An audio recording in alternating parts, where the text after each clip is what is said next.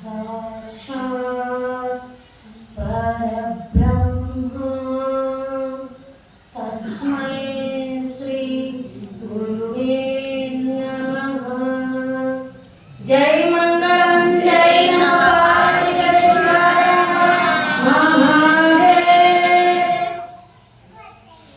ಪ್ರಪ್ರಥಮದಲ್ಲಿ ಶ್ರೀ ಗುರು ಸದಾಶಿವ ಶಿವಯೋಗಿ ಸಿದ್ದರಾಮೇಶ್ವರರ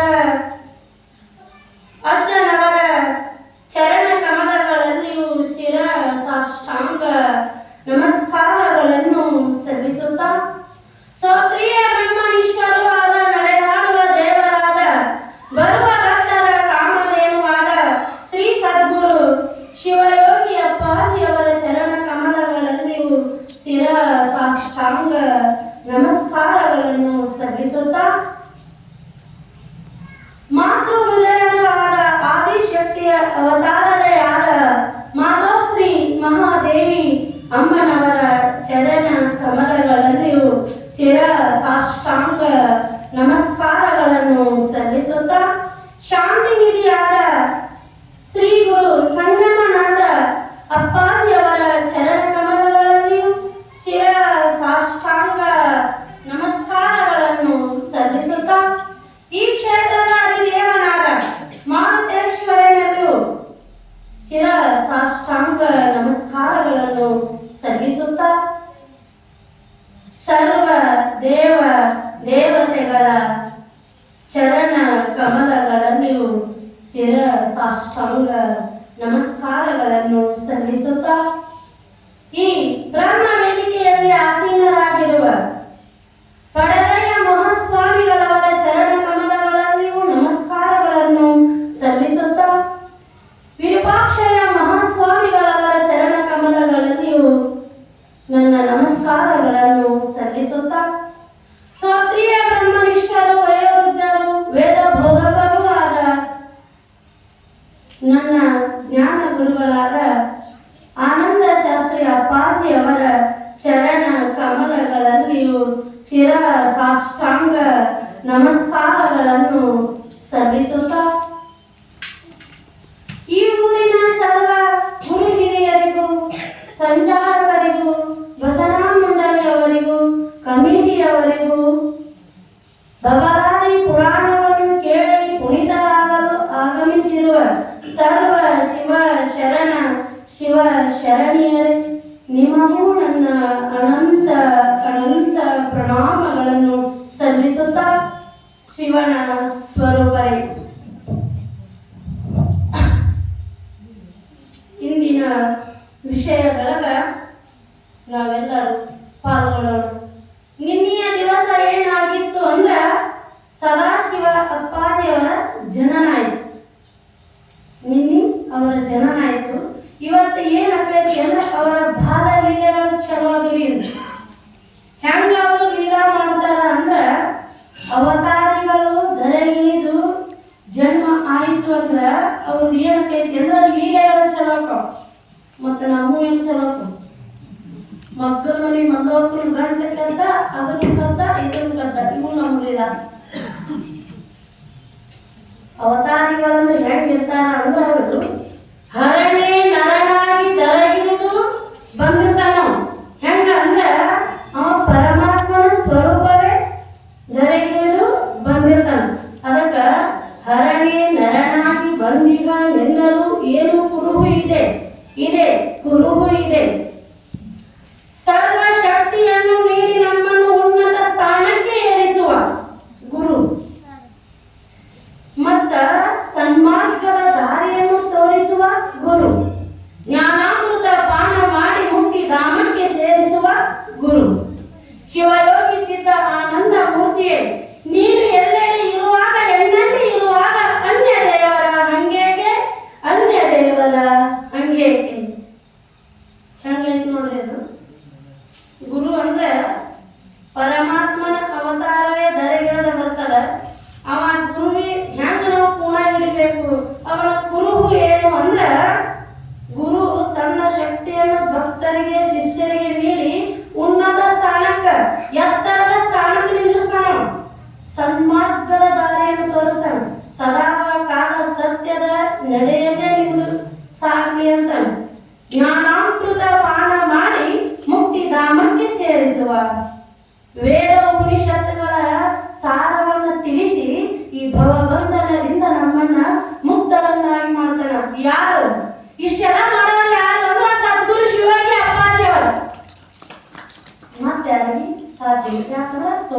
ಬ್ರಹ್ಮನಿಷ್ಠ ಸದ್ಗುರುವಿಗೆ ಮಾತ್ರ ಜ್ಞಾನಾಮೃತದ ಪಾನವನ್ನು ಉಣಿಸಾಕತೈತಿ.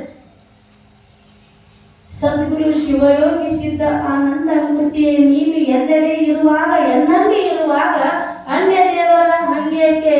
ಗುರು ಅಂದ್ರ ಅವ ಹೆಂಗದಾನ ಅಂದ್ರ ನಮ್ಗೊಳಗದಾನ, ಎಲ್ಲಾ ಕಡೆನೂ ಅದಾನ. ಬೇರೆ ದೇವರ ಅವಶ್ಯಕತೆ ನಮಗ ಇಲ್ಲ.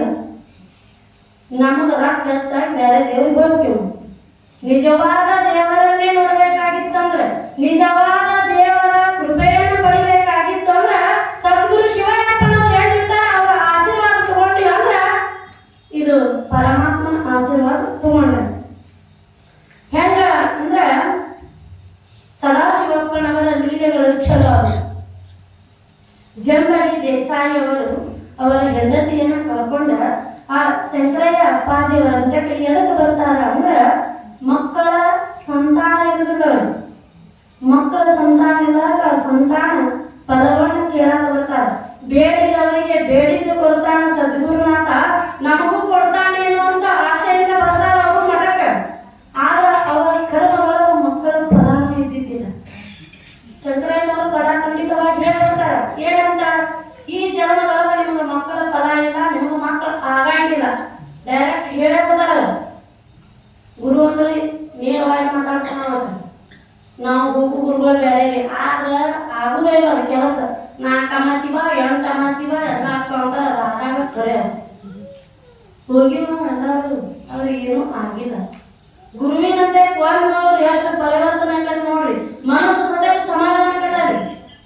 ಇವ್ರು ಚಿಕ್ಕಯ್ಯ ಅಪ್ಪಾಜಿ ಇವ್ರು ಶಂಕರಯ್ಯ ಅಪ್ಪಾಜಿ ಅವ್ರು ಏನು ಮಾಡ್ತಾರೆ, ಮಕ್ಕಳ ಪದ ಇಲ್ಲ. ನಾನು ಸತಿಪತಿಗಳಿಬ್ರು ಹೊರಗೆ ಅಳ್ಕೊಂತ ಸಪ್ಪು ಮಾರಿ ಮಾಡ್ಕೊಂಡ ಹೊರಗೆ ಬರ್ತಾರ.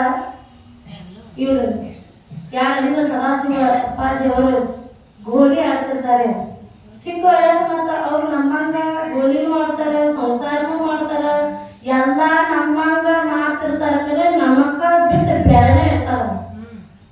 ಅವಾಗ ಏನಾಗೈತಿ ಅಂದ್ರ ಇವ್ರು ಅಳುವುದನ್ನು ಕೇಳುತ್ತಾ ನೋಡ್ಕೊಂಡ ನಿಂತ ಯಾಕೆ ಸಪ್ಪು ಮಾಡಿರಿ, ಏನಾಗೈತಿ ಅಂತ ಕೇಳ್ತಾರೆ. ಏನಿಲ್ಲ, ಈ ಜನ್ಮದೊಳಗೆ ನಮ್ಗೆ ಮಕ್ಕಳ ಫಲಾನ ಇಲ್ಲ ಅಂತ ಹೇಳ್ಯಾರ ಅಪ್ಪಾಜಿ ಅವರು. ಮತ್ತು ನಮ್ಗೆ ಮಕ್ಕಳು ಇಲ್ಲ ಅಂದ್ರೆ ಮೋಕ್ಷ ಇಲ್ಲ ಅಂತಾರ. ನಾವು ಹೆಂಗೆ ನೋಡಿದ್ನು ಅಂತ ಇವ್ರ ಮುಂದೆ ಹತ್ತಗೊಂತ ನಮಸ್ಕಾರ ಮಾಡ್ತಾರೆ ಇವ್ರಿಗೆ ಅವ್ರು. ಅವಾಗ ಯಾರಂದಾರ ಅವ್ರಿಗೂ ಇಲ್ಲ ಅಂದ್ರೆ ಹಾಕಾವು ತೆಲಿ ಕೆಡಿಸ್ಕೋಬೇಡ ಅಂತಾರ. ಅವ್ರು ಕಿಶೆಯೊಳಗೆ ಕೈ ಹಾಕ್ತಾರ. ಅವು 2 ಗೋಲಿ ಏನಂತ ಅಂದ್ರೆ ಕಾರಿಕಾಯಿ ಹಾಕಾವು. ಕಾರಿಕಾಯಿ ಅಂದ್ರೆ 2 ಉತ್ತತ್ತಿ ಹಾಕಾವ್ರಿ. ಅವು ಗುರುವಿನ ಮಹಿಮಾ ಹೇಗಾಯ್ತು ನೋಡು. 2 ಉತ್ತತ್ತಿ ಆಗೋಣ. ಅವು 2 ಉತ್ತತ್ತಿಯನ್ನು ಸತಿಪತಿಗಳಿಗೆ ಕೊಡ್ತಾರ. ಅವರಿಬ್ಬರಿಗೆ ಅಲ್ಲೇ ನಿಂದಿಸಿ ಅವುಗಳನ್ನು ಸ್ವೀಕಾರ ಮಾಡಂತಾರ. ಅವರಿಬ್ರು ಗುರುವಿನ ಆಜ್ಞೆಯನ್ನು ಮೀರಂಗಿಲ್ಲ. ಅವ್ರು ಇಬ್ರು ಸ್ವೀಕಾರ ಮಾಡ್ತಾರ. ಮುಂದೆ 1 ವರ್ಷ ತುಂಬುವುದರೊಳಗಾಗಿ ಒಂದು ಮಗುವಿನ ಜನ್ಮ ಆಗ್ತೈತ್ರಿ. ಅದು ಚಿಕ್ಕ ಇವರು ಸದಾಶಿವಪ್ಪನವರ ತಮ್ಮದೇ ಆದ ಮಕ್ಕಳ ಫಲವನ್ನ ಅವರಿಗೆ ಕೊಟ್ಟು ಬಿಡ್ತಾರ. ತಾವು ಈಗ ಕೇಳಿಲ್ಲ ಸುದ್ದಿ, ದತ್ತಪುತ್ರನ ಸಂಪ್ರದಾಯ ಹೆಂಗಾತಂದ್ರೆ ತಮ್ಮ ಮಕ್ಕಳ ಫಲವನ್ನ ಜಂಬಗಿ ದೇಸಾವರಿಗೆ ಕೊಟ್ಬಿಟ್ಟಾರೆ. ಅವಾಗ ಗುರುವಿನ ಆಜ್ಞೆಯನ್ನು ಮೀರದೆ ಇವರು 2 ಉತ್ತತ್ತಿಯನ್ನು ಸ್ವೀಕಾರ ಮಾಡಿ ಮುಂದೆ ಇವರು ಒಂದು ಮಗುವಿಗೆ ಜನ್ಮವನ್ನು ನೀಡ್ತಾರೆ. ಅದಕ್ಕ ಏನು ಹೇಳ್ಯಾರ ಅಂದ್ರ, ಗುರುವೇ ನಿಮ್ಮ ಆಜ್ಞೆಯನ್ನು ಮೀರದೆ ನಡೆದವನು ನರನು ಅನ್ನಲು ಬೇಡ ಪರಮಾತ್ಮನವನು. ಗುರುವಿನ ಆಜ್ಞೆಯನ್ನು ಯಾರು ಮೀರದೆ ನಡೀತಾರಲ್ಲ ಅವರಿಗೆ ನರ ಅನ್ನಕ್ಕೆ ಬರಂಗಿಲ್ಲ. ಅವ ಪರಮಾತ್ಮನ ಸ್ವರೂಪವೇ ಇರ್ತಾರೆ. ಯಾಕ ಅಂದ್ರ ನಿಮಗೊಂದು ದೃಷ್ಟಾಂತ ಕೊಟ್ಟು ಹೇಳ್ತೀನಿ. ಬನಶಂಕರಿ ಜಾತ್ರೆ ನೋಡಿರಲಿಲ್ಲ ಎಲ್ಲರೂ. ಆ ಬನಶಂಕರಿ ಜಾತ್ರೆ ಒಳಗ ತವಣಪ್ಪ ಅನ್ನುವಂತ ನವಲಗುಂದ ನಾಗಲಿಂಗ ಅಜ್ಜನವರ ಶಿಷ್ಯ ಇರ್ತಾನ. ಅವ ಬಾಂಡೆದ ವ್ಯಾಪಾರ ಮಾಡ್ತಿರ್ತಾನ.